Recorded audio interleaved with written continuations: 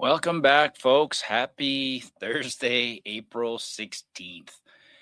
Not gonna lie, almost looking for an excuse not to come in this afternoon. John, the producer, texted me at home, said, if you want to do the show from home, we can do it from home, which is awesome that we have that capability and we will do shows from home. But and the reason I was looking for an excuse not to come in today is nobody's happy when you wake up in the morning and there's literally a foot of snow. Like that's how I live northwest of Calgary out in the country, and there was a full foot of snow on the back deck. And I thought maybe that's just some drifting that had occurred. Nope. I look out front and there's snow everywhere. So I had to go outside and plow my driveway. That took me about an hour.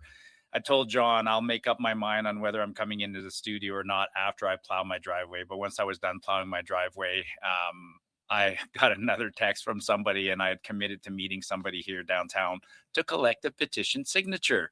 So somebody reached out to me, and I said, "Sure, I'll meet you for a coffee after the show." So here I am, folks. And just speaking, you guys know I'm an engineer, right? And I'm one of those guys who doesn't really like anecdotal evidence, so that's why I keep track of a lot of things at home. You guys have seen, if you follow me on X, you've seen my plots on signatures collected and other things. One of the things I keep track of at home is how many times I plow my driveway in a winter. And today was the 15th time in the 2025-2026 winter season that I plowed my driveway, which ties my record.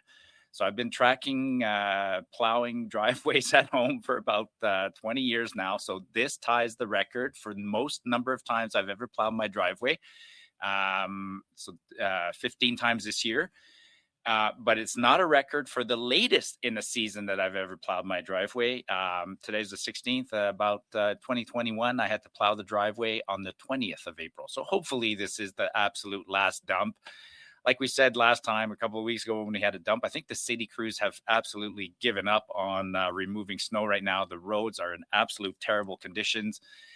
Feel sorry for anybody that's trying to collect signatures, canvassing today, or people that are traveling to go to events. Some days it feels like somebody's conspiring against us. But anyways, I'm here, and honestly, I love coming in here and I'm becoming familiar with John, the producer, and we're getting the show, working out the bugs. Everything. I feel comfortable. This is about the 11th show now. And like I keep saying, the show will be really, really much better if you guys aren't afraid to call in. So you see the number down there. Join the conversation. Call us at 479 West. I don't know what West spells out. 9378, and make this show about you guys. So you saw that. I don't know if it's on the thumbnail or whatever, but I always ask John. He's sort of in touch with what you guys are interested in, and I'm like, what are we going to talk about today? I kind of suspected we were going to talk about the by-elections, which is on the headline there, and then we're going to keep talking about the independence petition and what happened on Friday. And then, of course, I got my list of topics, but like I said, it's all about you. So let's start there. Then let's start with the by-election. Nothing surprise for me, anyways. Well, no, sorry. Let me step back. A little bit of a surprise. I actually thought I knew Carney and the Liberals were going to win. The two ridings in Toronto, Bill Blair's old riding and Chrystia Freeland's old riding. I had no issues about that. I didn't think that would go any other way but Liberal. I kind of was keeping my fingers crossed, hoping that Terrebonne, which is a suburb of the island of Montreal, it's not on the island, it's just off the island, just on the north east side. I was kind of hoping that one would go to the Bloc. The Bloc had made a plea with Conservative voters in that area not to split the vote and to sort of give their votes to the Bloc. And it started out as a tight race between the Bloc and the Liberals, and it stayed tight all the way through the night. And then at the end, so the Liberals won the three ridings, securing Carney an official majority. It was funny to watch the, CBC News on the night of the election, Rosemary Barton and what's his name, David Cochrane, trying to say that, Carney had secured his majority through the by-elections, and it had nothing to do with the floor crossings. I mean, I think that's something we can discuss. But hey, I already got a caller on the line. So as usual, give me your name, number, name, where you're calling from, question, comment, whatever you want to talk about. And sometimes I might ask you to hang up. Sometimes I'll ask you to stay on the line and have a little chat. If I'm asking you to hang up, is simply because we don't have a giant switchboard here. So while I'm talking to you, the phone line's busy. So go ahead. What's your name, please? Oh, this is Reed. Hello. Yeah, hello there. This is Reed. Hi, Reed. And I'm calling, actually, I'm down in Utah right now, but I'm from Alberta, of course.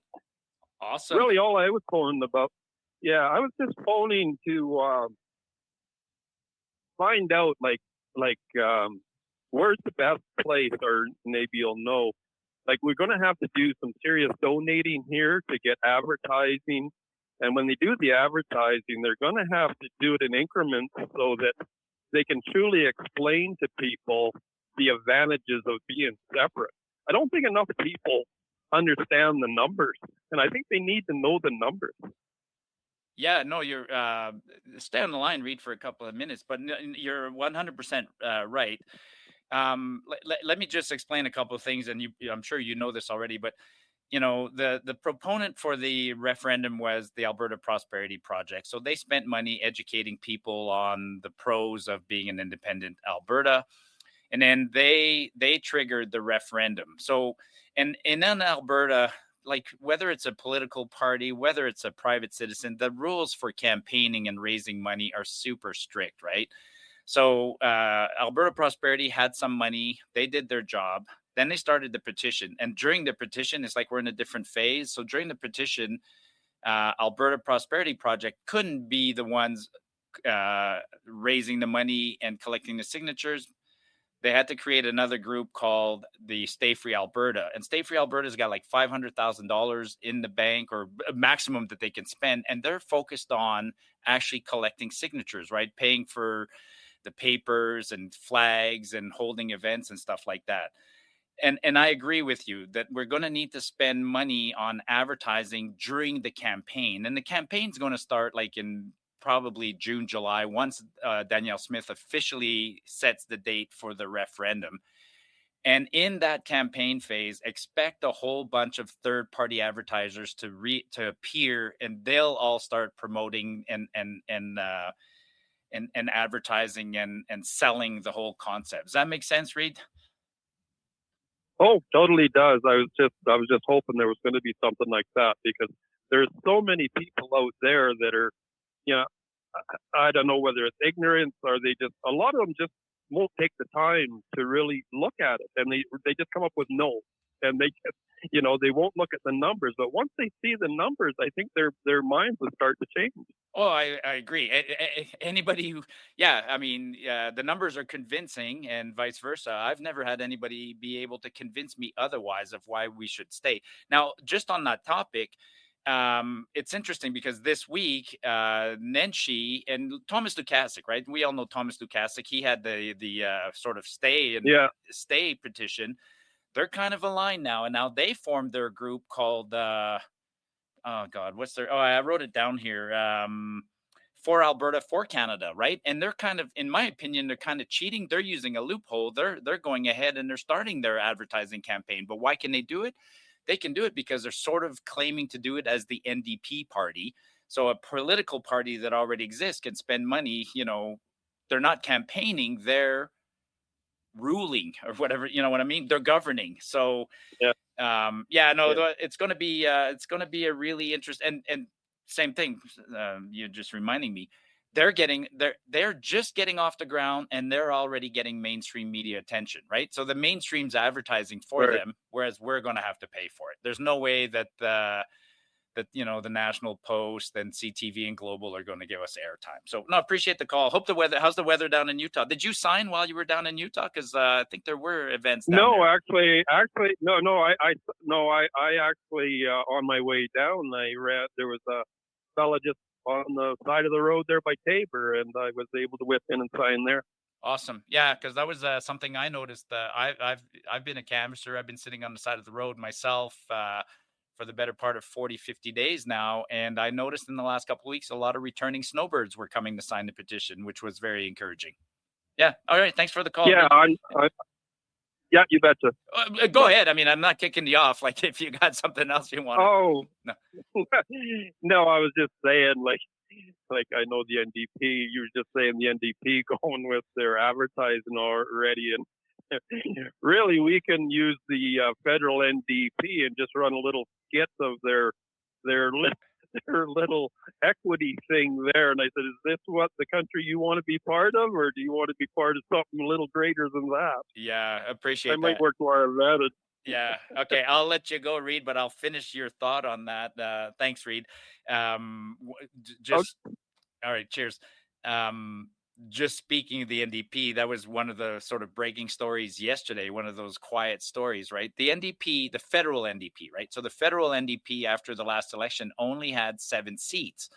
And that's not enough for official party status. And official party status is important in the House of Commons because it means money from the government, like the government sets aside money for parties. I mean, parties raise their own money for campaigning and things like that. But once they're in power or governing, they're allowed some funding for their MPs, for office spaces, for staff, for things like that, right?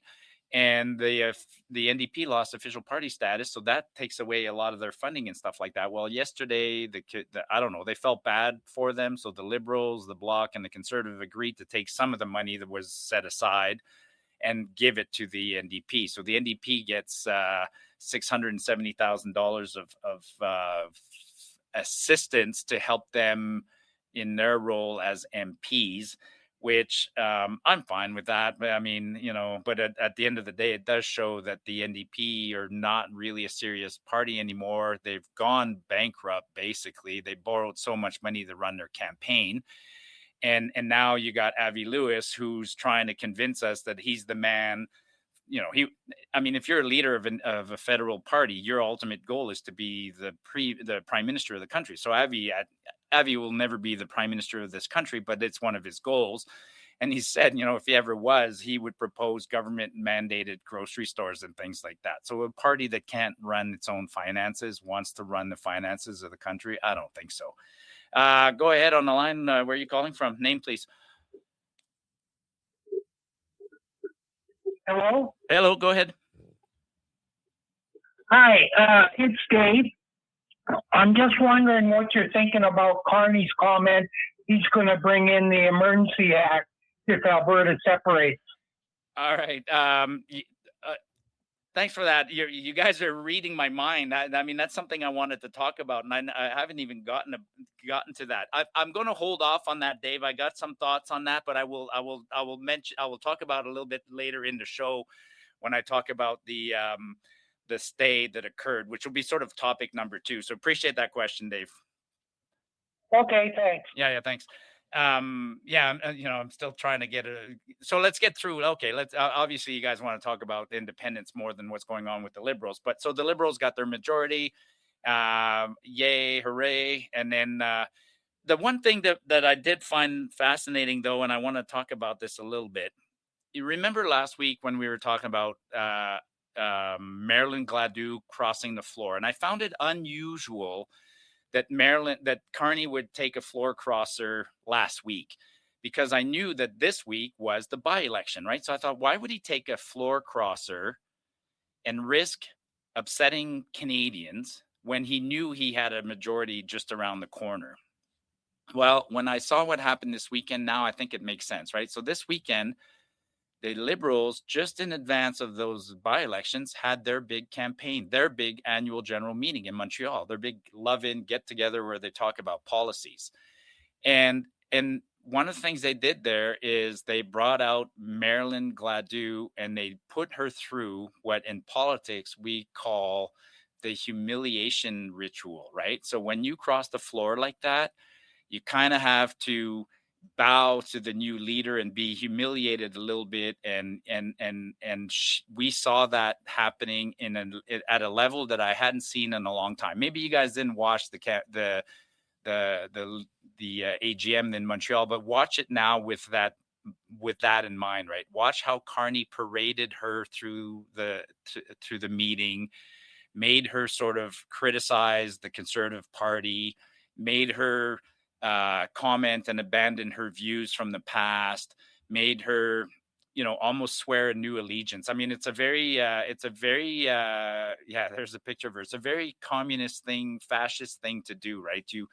And also it serves as a purpose to get full loyalty from her towards Carney, but it's also a message to the voters. It's really it's really nefarious and sick when you think about it, right? So yeah, I was wondering why she accepted to cross the floor when she did. I'm sure she accepted a long time ago, but they decided to pull the plug and or pull the whatever the and make it happen just before the by-election, just before the campaign, and I think that's part of it, right? That's part of the reason they wanted to use her during the convention. Now, speaking of the convention, I don't know if you get two conventions. I mean, I've gone to AGMs here for the Conservative Party and the UCP, and they're an opportunity for the membership to try and push policies onto the leadership. And I just want to talk about two policies in particular that caught my eye that the Liberals tried to passed, that then, hopefully they're hoping they become long-term policies. The first one was they passed on the floor a motion calling for censorship, or not censorship, outright banning social media for kids under the age of 16. Okay. And that sounds sort of innocent enough, right? If you talk to a lot of people, go like, should kids have access to social media until they're 16? Some parents might just quickly, naively say, sure, no, I agree with that, right? But be careful with these kinds of policies, because when you read into the details of the policy, it's kind of just a setup for more long-term censorship and control, right? Because when you look in that policy, they also said we should form a governing body that makes sure that to monitor the platforms, and there's already governing bodies like the CRTC and stuff like that. But so now the Liberals' solution to everything, right, is more censorship. Hide your censorship as protecting kids at now, and then use the skies of protecting kids as an opportunity to have another governing body to monitor us, and then also use it as an excuse to work with the social media companies to figure out how to prevent certain groups from having access. You know what I mean? Like it sounds all good and well-intentioned until you start thinking about it, and then you realize the can of worms it opens up. Now, one thing I found really interesting is that they said it as 16, right? I thought, okay, maybe they could set it as, say, 12 years old or younger, or 13 or 14, but they went all the way up to 16. I mean, 16, and the reason I found that number interesting is because there's a lot of people among the Liberals who would have the voting age drop to 16, 15, or even 14. I mean, 14's been bounced around as a voting age. So then I found this interesting because they're kind of restricting themselves down the road if they want to change voting age.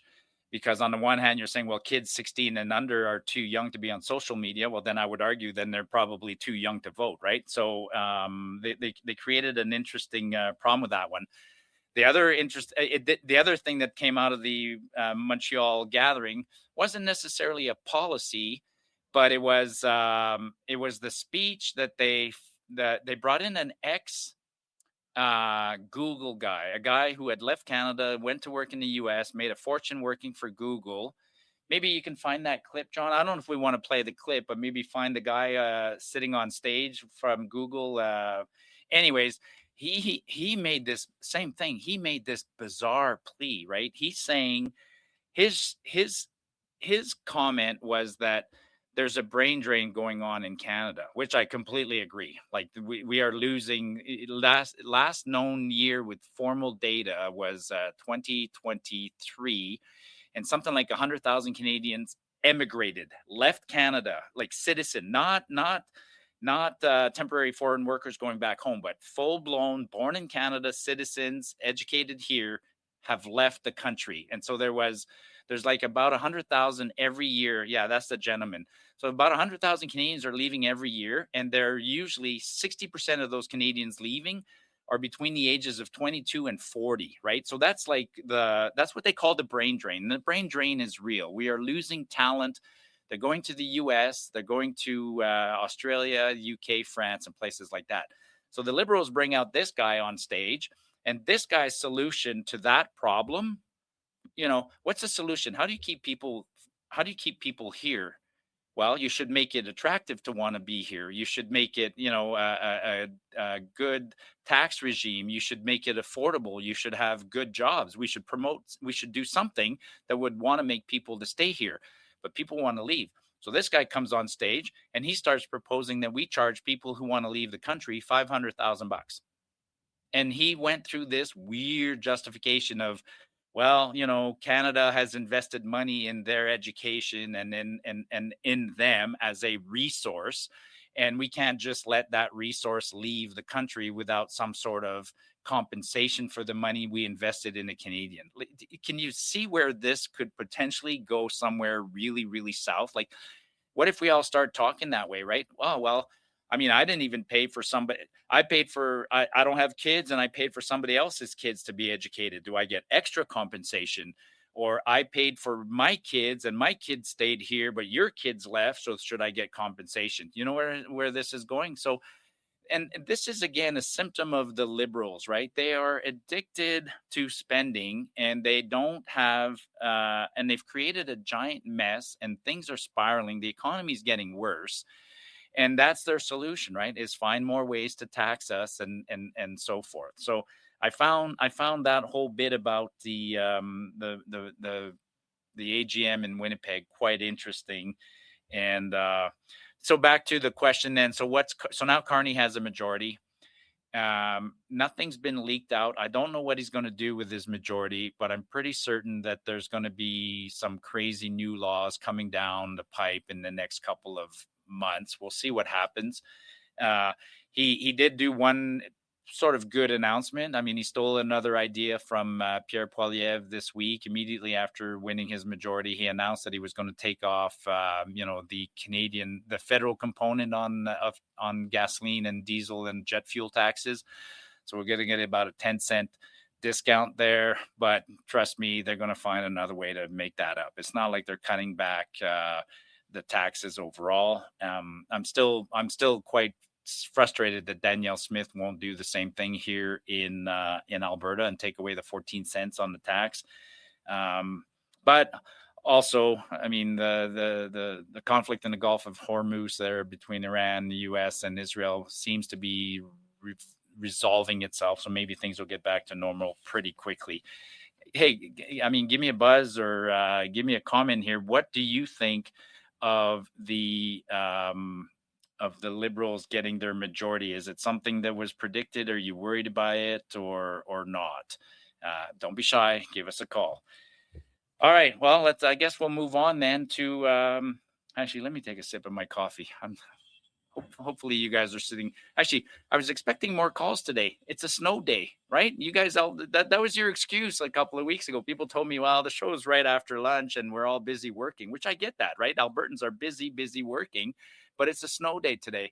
Don't lie to me. I know a bunch of you are sitting at home working today. You didn't. I mean, even here in the office, I'd say about half the people as usual. So, and you know what? I advocate that. I do say that, right? It's not worth getting on the roads when the roads are really bad. It's certainly not worth getting on the road if it's going to take you 2 hours to get in, then you work 4 hours and then 2 hours to go home. That's not productive. So, stay home on a day like this.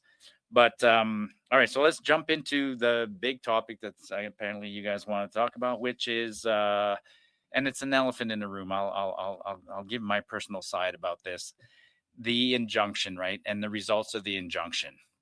So last week, several First Nations got together and filed an injunction with the court and try to get the petition stayed or stopped or canceled altogether.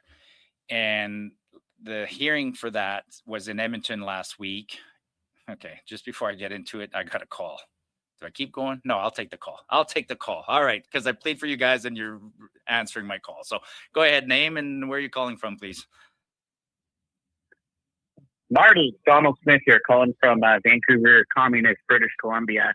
I'm very, very scared with the Liberals basically getting a majority government, where they're going to start passing these censor laws now, where basically if you see something the wrong way, like man in the dress or insult somebody, whatever, they're going to come kicking your door. They're going to do stuff to you, and it's just very scary how the country's been run now. With the Liberals, they want to close your guns away, and it's just basically that is a very scary thing too. I know Alberta has guns and all that stuff, but I don't know what to say anymore. Do we have rights in this country? Are we turning into the UK now, or like when are Canadians going to rise up in this country? What they're doing in Ireland and other places, are Canadians just going to? I don't know what to say. Are we going to have another freedom convoy, or are we just going to let the Liberals roll on us? Yeah, well, it sounds like you're waking up, which is awesome.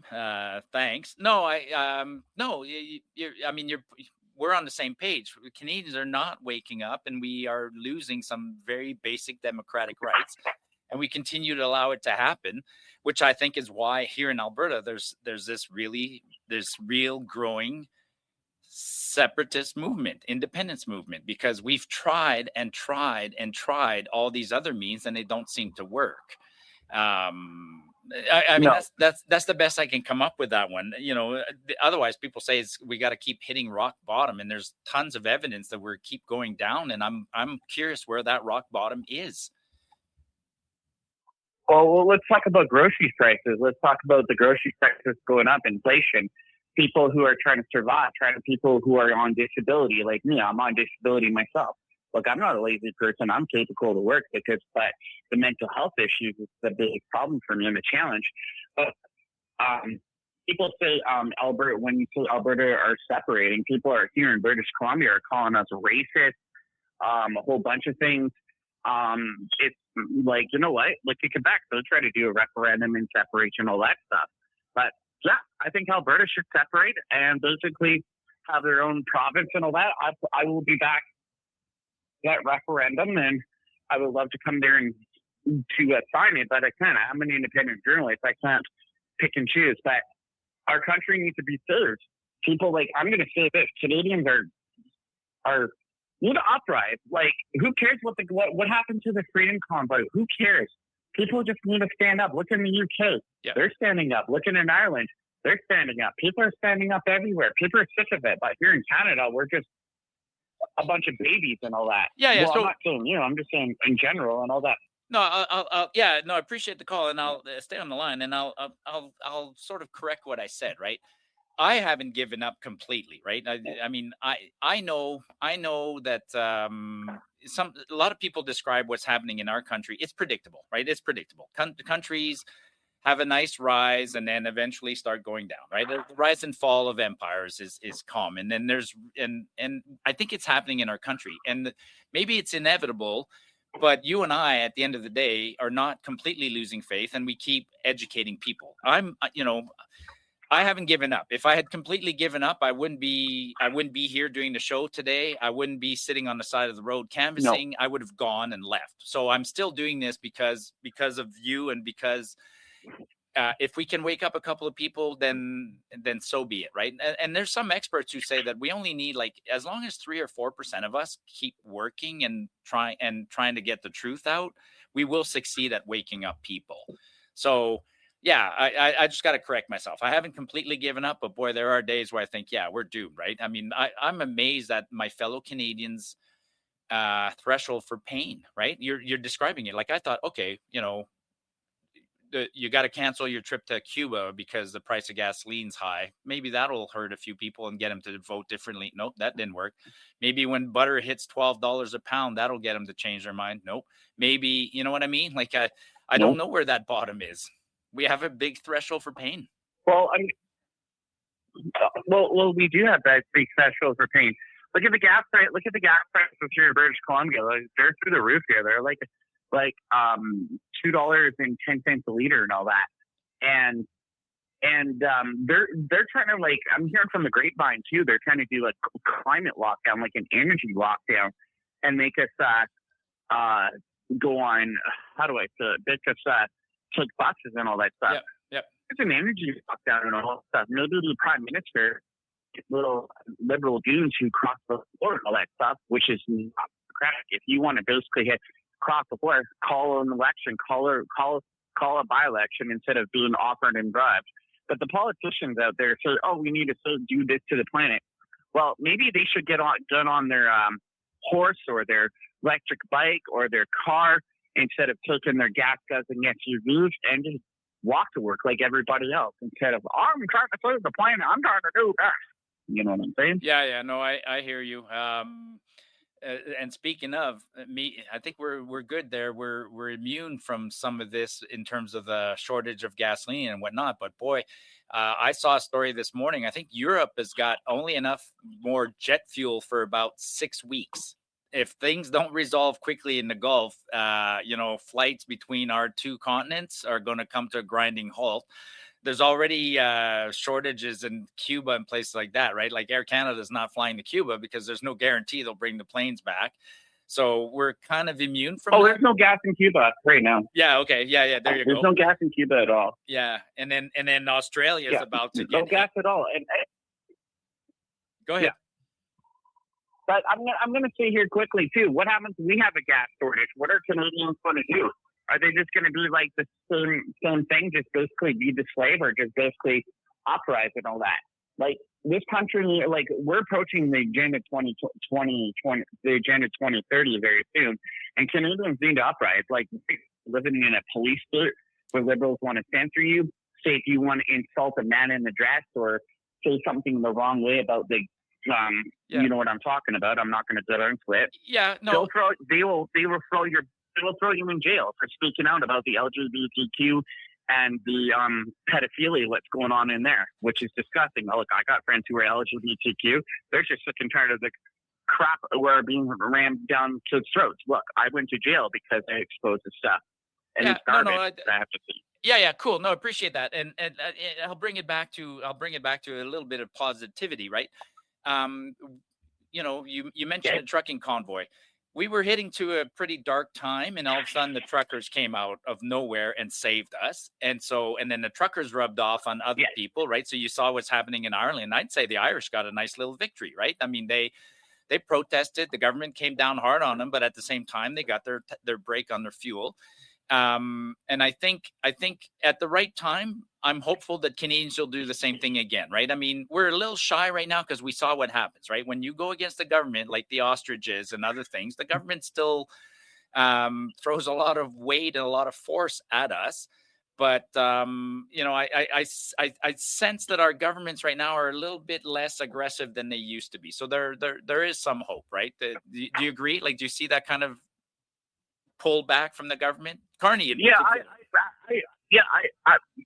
do agree. And as a person as from Alberta, who's living in British Columbia, it's a communist soda. It's a communist country. It's a communist province out here. They basically want socialist programs. They basically want you to, how do I say it? Like David Eby here is like, we're like, David Eby, I've met him so many times. He knows who I am. But he's a socialist. He's a communist, and he sends his Antifa goons and all that stuff to hurt people and do stuff to people. Like, like people need to start uprising. Like these pro-Palestinian marches in Alberta and other places, they need to come to an end. When is that going to come to an end? Again, they're starting to come to an end, right? We've seen a lot of towns in the last little while pass bylaws. No more pride sidewalks, stuff like that. There was that. Good. I support that. Yeah, there was an event this weekend, right? Maybe John can find that clip while we're talking about this. There was that lady at a press conference who added like 4 letters to the LGBTQ acronym, right? So now she was the MWI. But look at the mocking she got out of that, right? Which is, again, mocking is a sort of sense of waking up. I'm happy that at least she's being mocked, because there was a time where we wouldn't even dare mock the pride sidewalk. So thanks for the call, David. And that is my. It's Donald, by the way. But Donald, just sorry. to let you know, that is my Wi-Fi password. It is my Wi-Fi password, by the way, to that M whatever BBGGG. And I like to see people in Alberta and all that stuff.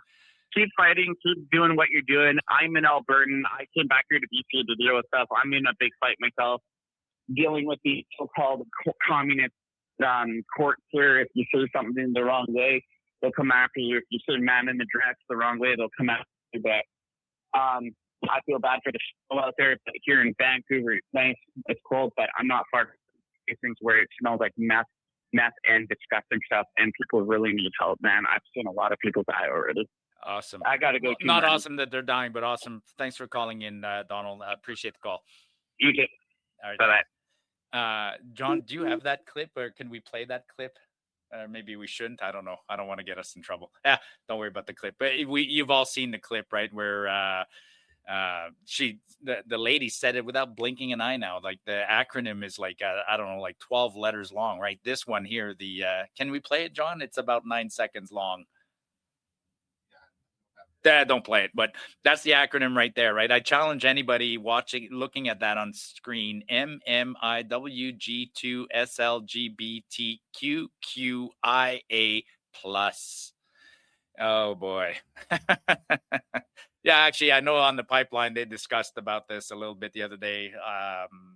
That was funny. Okay, cool. Hey, I love the way the show is going today. I mean, this is what I want on the show, right? I have a lot of topics. I can talk, but I want you guys to call in and let's have a discussion. So let me try and get back to the injunction hearing started on Tuesday, Wednesday, Thursday. So Tuesday, Wednesday was basically the opponent starts in court, and then the next 2 days is the proponent. So in this case, Mitch Sylvester, represented by basically Jeff Rath and Eva Chipyuk. Maybe we'll have him on the show in the near future. And Jeff gave the judge a lot to think about, right? Basically, what his role is countering the other arguments and then providing a whole bunch of legal documents and stuff like that for the judge to go look at. So Jeff did a good job making sure that the judge couldn't just rule on this like on the spot. Well, what was surprising, maybe surprising, maybe to me, but maybe not to others, I was sitting on the side of the road. I was still collecting signatures on Friday morning, and then I heard about it through the grapevine that a partial ruling had come out. And what the ruling was is that the judge decided to temporarily prevent, there you see it on the screen, temporarily prevent independence petition from certification.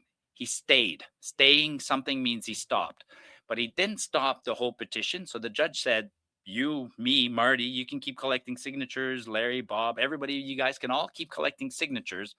But what the judge said is that Elections Alberta cannot certify the signatures. In other words, they can't count the signatures and do the quality control and then report back to the Minister of Justice until the judge finalizes his ruling.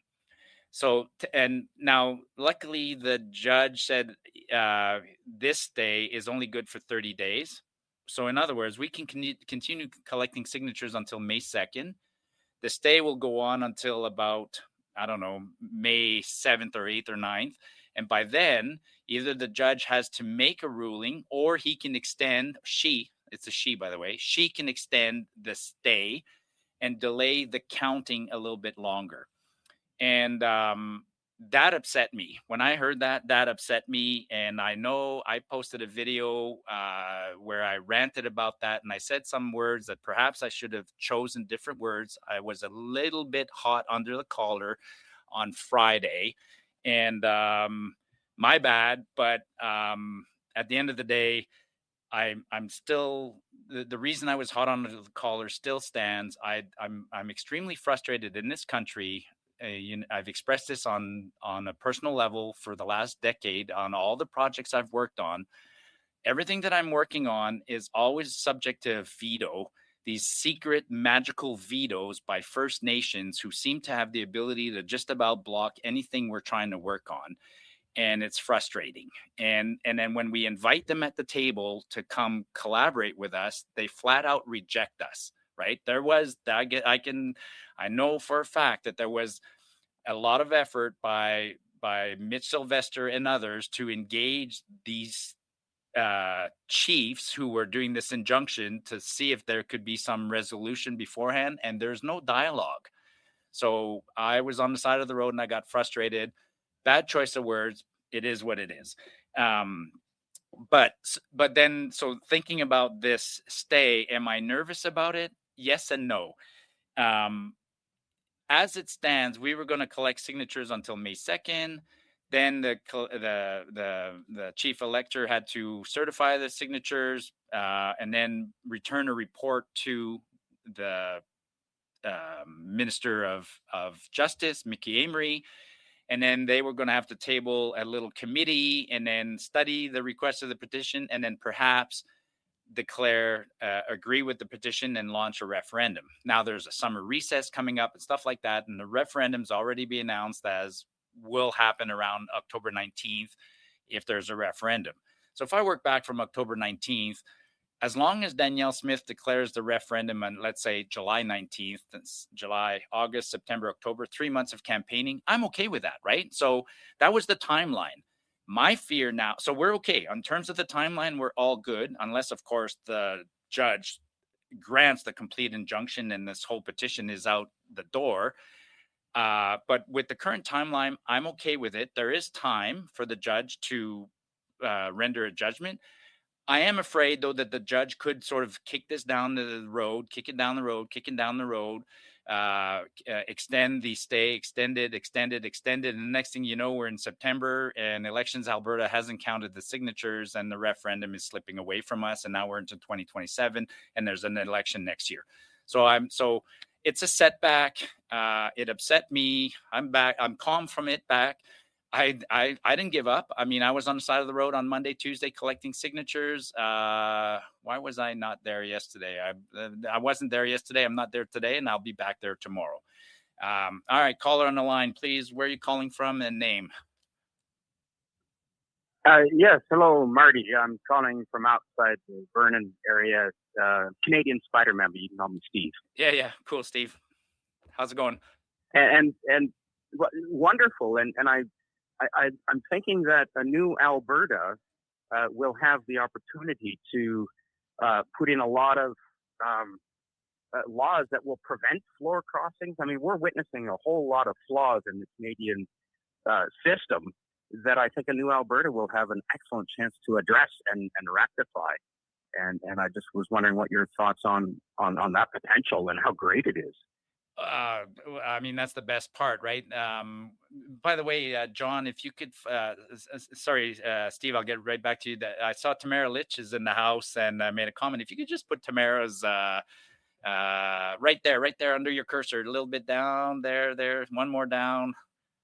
I mean, for somebody like, can you put it on the screen for Tamara to say it's definitely frustrating? And Tamara's level of tolerance for frustration is off the chart, right? Saw her speak here in Calgary last week. A wonderful lady, a saint as far as I'm concerned. Her ability to forgive what happened to her. Yeah. Unbelievable. Yeah, unbelievable. Back to your comment. So no, Steve, that is one of the, I got goosebumps about this whole thing and your question. That's one of the amazing things about Alberta independence, right? Bruce Party's the one who speaks along these lines the most. He's like, make that leap of faith. We're not happy. Make the leap of faith, vote for independence, and then hold that constitutional conference and then decide on the future, what the country looks like, and dare to be bold, right? Think boldly. And so that is the amazing part. We can be bold. We can reinvent ourselves. I don't think we need to reinvent too much. I mean, I've said, I'm on the record as saying this, right? If I look across the street, across the border into the US, and I look at their constitution and how it survived time, especially with all its amendments, like, you take the American Constitution, incorporate the amendments, change the word to Alberta and fine tune it a little bit. And I think we can do something bold. So no, I'm with you.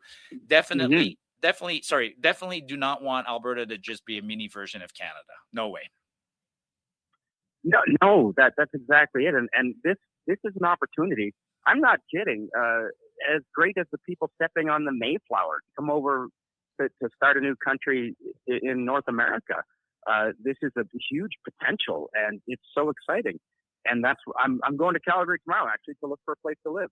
I'm out of British Columbia. It is socialist here. It is not going to change, and the opportunity for a whole new country with a whole new way of doing things is incredible, Marty. Yeah. And let's get rid of half of the laws on the books.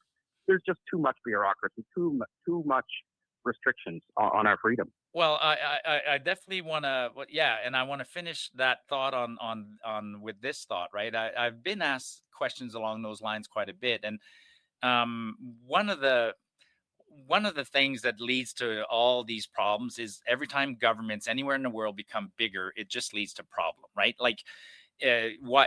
Because the temptation to do something bad is too great, right? So maybe that's not Marilyn Gladew's reason, but I think fundamentally somewhere in there it is, right? She can say any way she spins it, it comes down to big money, big government, right? Oh, I had to cross the floor to help my constituents, or I had to cross the floor because that's the only way that this happens. And when you break it down, it's like money, and big government, right? So my hope is that Alberta will go back to being a smaller, the bare minimum necessary for governance. I don't need bare minimum. I don't need all this excess stuff, because that just creates the opportunity for corruption and problems. That's one thought. And that's it. Yeah. And then my second thought was, and how do you feel about this one? But a lot of people I talk to are stuck on the concept of parties. And I do like, there are a lot of democracies around the world that don't have parties, and where everybody's basically before 1906. Yeah. Like I like the idea. Canada before 1906. Yeah, no parties. Yeah. So then you can't cross the floor because there's no parties. And people. How about the parliamentarians get paid the average wage of the citizen in their province? Yeah, well, absolutely. I mean, right now it's what? It's 3 times. It's 3 times. It's yeah. And if the people do better, then the politicians do better. We've got to get rid of the corruption, Marty. I think that's one of my biggest frustrations is the corruption and just the money flowing everywhere. Let's get the money out of politics. Yeah, I agree 100%. Thank you for what you're doing, Mark. Yeah, thank you. Yeah, smaller government takes away a lot of corruption. As soon as I get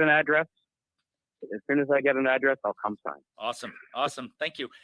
So let's finish on. All right, thanks. So let's finish on the injunction then. So right now we're in status quo. We're collecting signatures, and I don't know what Mitch or the others want to do. If they want to pre-count them, announce them, whatever. We'll wait. But then somebody brought up a question. I think it was maybe it was Reed or Dave. Somebody asked a question about the rumor that this could all be, the rumor was, could there be an Emergency Measures Act reenacted for this, right? That rumor comes out of the fact Jeff Rath this week tweeted out something that somebody called him and had heard at an event where Carney was speaking, that Carney is on the record as saying, if Alberta's separation ever got that far, that he would consider invoking the Emergency Measures Act. Okay. I trust Jeff. Jeff wouldn't ever, he's a lawyer, so he wouldn't post something like that unless he trusted the source he heard it from. Is the source he heard it from hear it correctly? Who knows?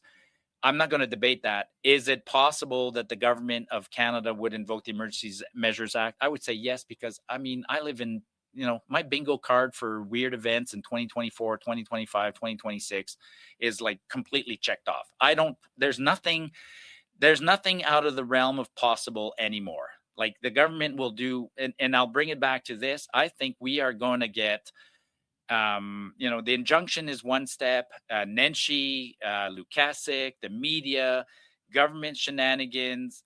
We are not done. We are trying to improve our lives and go for an independent Alberta through all the legal means possible. And I want to exhaust all the legal means. I hope we never have to get civil about this into the real civil disobedience. But I'm preparing myself for maybe a longer battle, because the other side is going to throw a lot of stuff at us to try and stop us. And yes, the Emergency Measures Act is definitely not out out of the realm of possible. Go ahead on the line. Name, where are you calling from?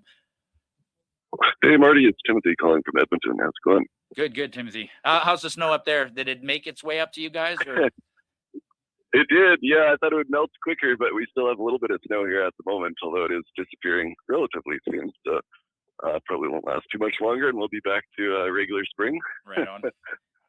But yeah, the reason I was calling, though, is about, Carney's majority situation here that we've gotten ourselves into, or I should say the East has gotten us into. It seemed entirely predictable, in my opinion, since at least 2 of the 3 seats were Liberal strongholds. There was little doubt about which way they would go. I mean, the bigger surprise was all the floor crossings that occurred, and especially the last one with Marilyn Gladue crossing the floor, because she had some pretty strong conservative credentials from quite a ways back, like all the way back to COVID. She was the one standing up against the jab, and she's one of the stronger social conservatives in the party. It's really difficult for me to understand what her motivation would be across the floor. There were some rumors going around about her husband potentially having some ties to contracts that were necessary through Brookfield, but I did some research on that and it didn't seem to have any basis. Somebody I don't know, maybe you already covered this earlier. But. Stay on the line, Tim. Somebody apparently went through her records, right? Like MPs have to disclose sort of like their assets or their net worth kind of thing. And apparently she's not very rich, right? She spent a decade as an engineer, and so did her husband. And then she spent 10 years in politics and doesn't have much to show for it. So maybe she's just one of those really, really piss poor money managers who needs the money. I don't know. Yeah. No, and then when you make theory. Go ahead. Well, I was going to say another theory was that, she was rumored to have been convinced to run again this time, but is probably going to retire at the end of this term. And she obviously wouldn't be reelected in that riding because it's such a strong conservative riding. There's no way they'd elect her under the Liberal banner. So maybe she just wanted to have one shot in actual governance, actually making some laws and such, as her final parting shot so that she can say that she was part of the government, I guess. I don't know. Want some notoriety as well as, as you mentioned, the additional extra on top of her paycheck, being a part of the government, probably in some sort of committee or something, making extra. No, I mean, you're right, because there's actually a video on X right now and other platforms that apparently Carney wanted her to delete, but you can't delete it from X, man. Once it's on there, it's there forever.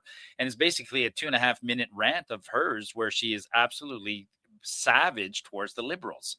And to have that sort of such a dramatic change of heart. I mean, that'd be like me running for the NDP tomorrow morning. Nobody would believe me, right? Nobody like exactly. Like me shaking hands with Naheed Nenshi and saying, "Hey, great job, buddy. Love what you've done for the last 10 years." Not going to happen. Not going to happen, folks. Oh, that's another. Go ahead. Oh, yeah, I was just going to say, how do you flip on a dime like that? It just really makes no sense at all. She was also the one that wrote the article in a paper, what was it, 2 months ago or something, calling for any floor crossers to have to go back for re-election. Yeah. And yet, 2 months later, she crosses the floor. Like, how does a person do this? Like, clearly there's a major lack of integrity, which is really unfortunate. And I mean, you talked about the idea of having no parties, which, I mean, I understand the sympathy towards that idea in some cases. But I mean, here, at least in Alberta, we just moved our municipalities towards having parties because we were running into issues with a lack of integrity amongst city councillors and such, because you couldn't tell what they would stand for necessarily,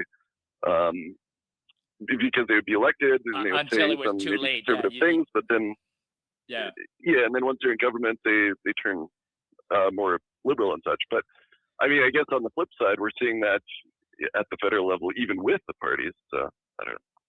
No, maybe that negates the argument. Yeah, speaking of Nenshi, did you see the clip of him and Danielle having that little Nenshi had a meltdown in the legislature yesterday because, he was on her case for accepting a few bucks when she toured Saudi Arabia. So then she used her resources and her staff found all the trips that Nenshi accepted on behalf of China and others, and he had a complete meltdown. Oh, yeah. Well, everything that he says can be flipped right back on him. Like even his complaining about the redistricting of the province. He rejected the recommendation for redistricting within Calgary itself every time it was proposed to him. and had his own ideas. Yeah, So that's the great thing about Nenche. Like, he has a long history of doing exactly what he's criticizing the Conservative government for doing.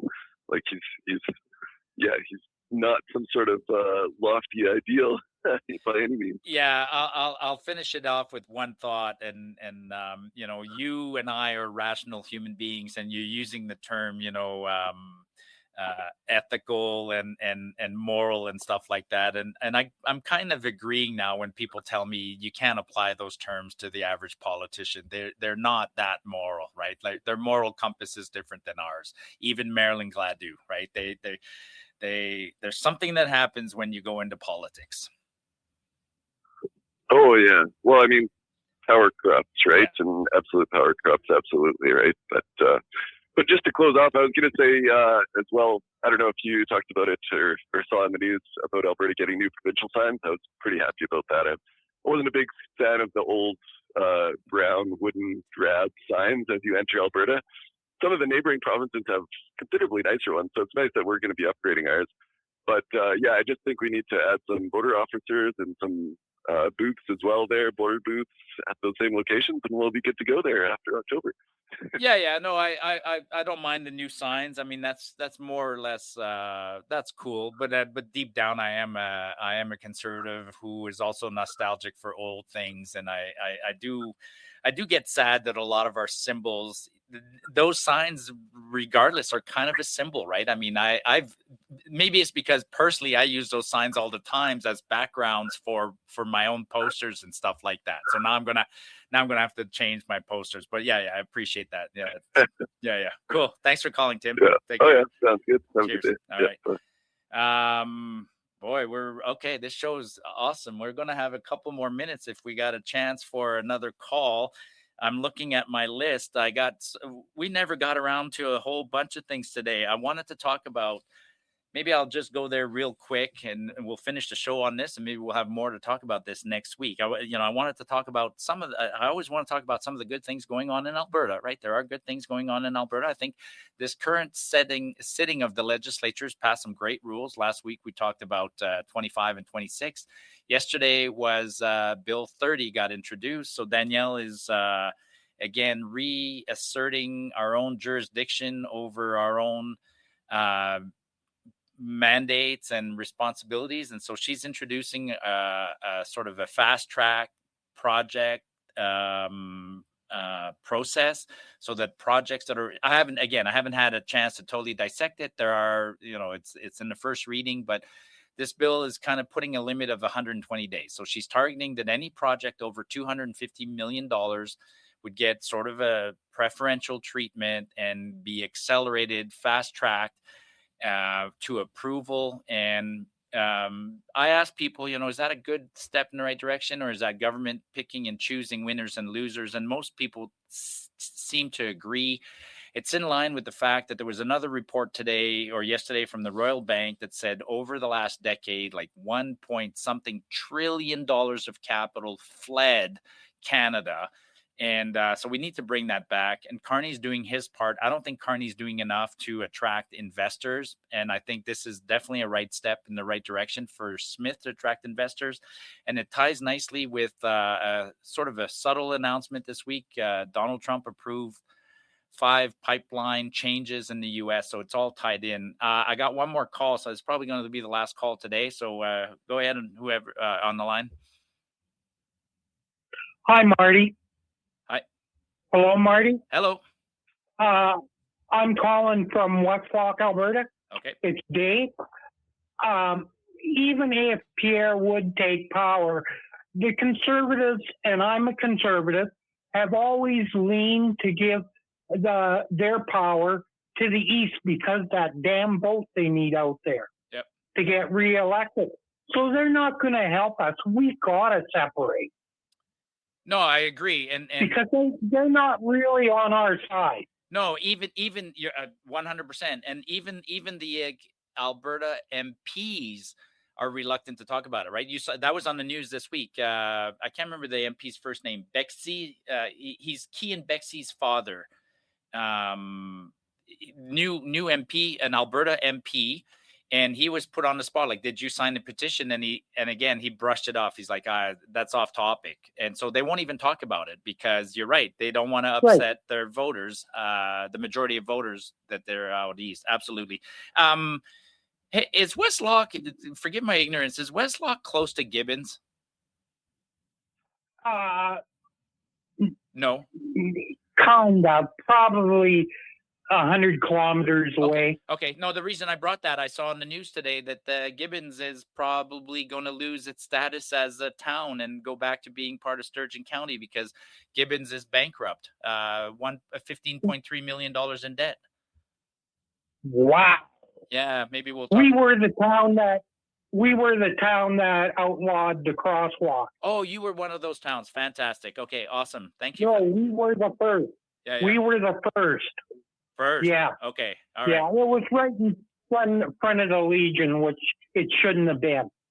Just before I let you go, how's the independence signing, petition signing in your neck of the woods? Do you see pop-ups everywhere, flags? Is it how's the momentum? No. No? West Loch's a very quiet, retired community. And there is some liberals here and people who don't want to get involved. They just don't care. They're living out the last of their lives, and they don't care about their grandchildren or anything, and about the future of Alberta. Well, we'll try and make that change. I mean, there's a lot of good groups that are going all over the province in the next 3 months, 4 months, holding little speech town halls and lectures everywhere. Yep. So I'll make sure West Loch is on the list. Thanks for calling. Have a great I rest wish of your West week. Loch would wake up. All right. I wish West Loch would wake up. Thank you. You're welcome, Marty. All right. Take care. Cheers. Okay, folks, that's about it. We're running late. Hey, great call. I'm glad I came in. I look forward to this call every week.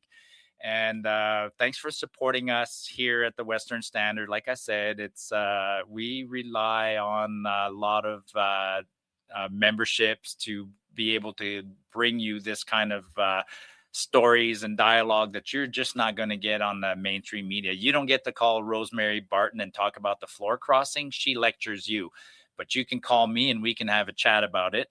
And so that's why it's important, if you can afford to support us a little bit more, on the screen there, www.westernstandard.news/subscription. It's $10 a month, or if you sign up for the year, it's $100. And thanks for joining me. I'll be back here next Thursday, same time at 1 p.m. Cheers, folks.